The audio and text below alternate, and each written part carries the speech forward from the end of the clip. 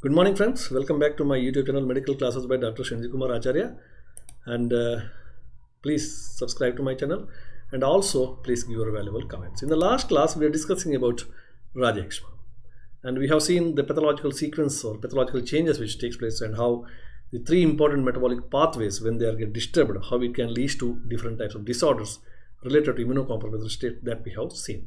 So today, we will continue the same. See, ahara rasa, when it is not get digested and metabolized properly, it leads to the nourishment of the body, it leads to less nourishment of the body and tissues, and maintains a physiological and biochemical environment of the body and vice versa. That means if ahara rasa is supplied very well, it contains all the required nutrients, then the body homeostasis will be maintained. Otherwise, it's vice versa.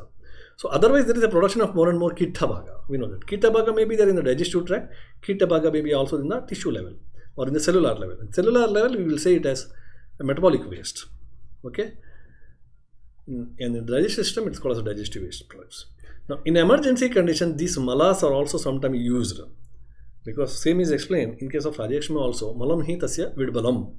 Okay. Now, the beauty of the body is when nothing is available in our body for the purpose of energy, so body first uses carbohydrate for the energy. If the carbohydrate is not available, then it go for the fat. If the fat is also not available, then it go for proteins. Now, if the protein is also not available, suppose, then it will try to take get some of the energy from the available waste products in the body. Okay, so in emergency this is possible. So malam hitasya vidbalam. So when end products of the food are not properly available, so then it will go for this condition. Now, waste products of the fat metabolism like ketone bodies, okay, isoprenaline, etc., helps to yield the energy through the gluconeogenesis. Now we know that gluconeogenesis means it is the production of the glucose from the non-carbohydrate sources. The ammoniated waste products of the protein metabolism produces the uric acid, which helps to maintain the body pH, especially urine pH of the body and urine, because these waste products do have some role in the body maintenance. Ahara Kitta bhaga Purusha is referred as avasthamba. We know that. Purusha avasthambana. So it holds the body. Okay, avastambho purushasya. So loss of purusha during the diarrhea produces extreme tiredness. We know that. So when there is a diarrhea, after 3 or 4 times of diarrhea, loose stool, so we will have an extreme tiredness because clearly told in Ayurveda that it is purusha avastambha. It holds the body. Now, while even the loss of mutra, excess mutra also when it is lost, maybe polyuria, etc. Again, we will have some weakness. Okay, so it may lead to giddiness and sometimes fall, etc. in old people. It's called as micturition syndrome. Okay, even in the summer season when loss of sweat, again a waste product, when it is lost from the body, so we will have dehydration. So that means what I mean to say is even the Kitta bhaga do have got some beneficial effect in the body. Okay, malam, therefore it's called as told as malam hi tasya vidbalam. So hence all these malas also bears the protective function to the body, and hence it is called as bala. Therefore malam hi tasya vidbalam.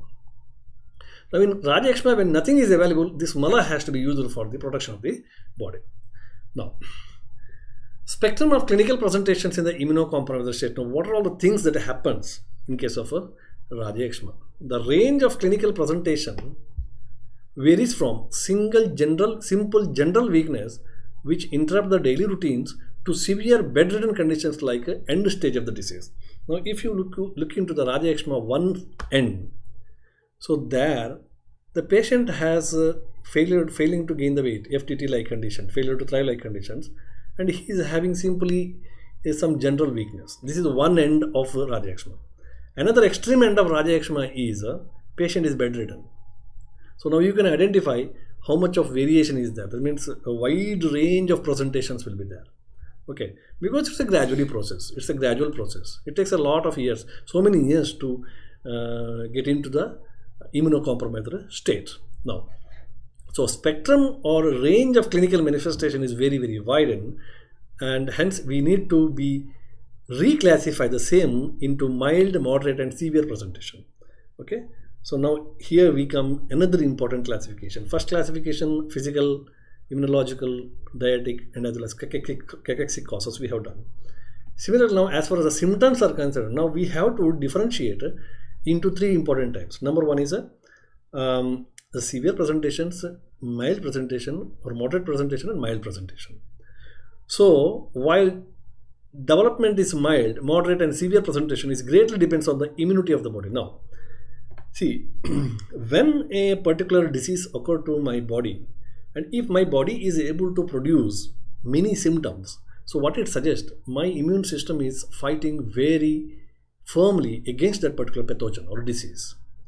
Okay, so when my immune system is dull, it itself is get disease or dull. Now my immune system is not able to fight more with the pathogen or any other causative factor. Now when symptoms are produced, why the symptoms are produced? If your immune system is fighting very well, then there will be production of more and more symptoms. In simple respiratory tract infection, many times against viral infections, our body has got many symptoms. We have got sneezing, we have got cough, we have got some mild fever, we have got pharyngeal irritation. Many symptoms will be there. Many symptoms will be cough. Many symptoms will be there. So how it is possible? If your immune system is strong, on the entry of one particular organisms, there will be multiple symptoms will be there. That means it will show a vigorous reaction.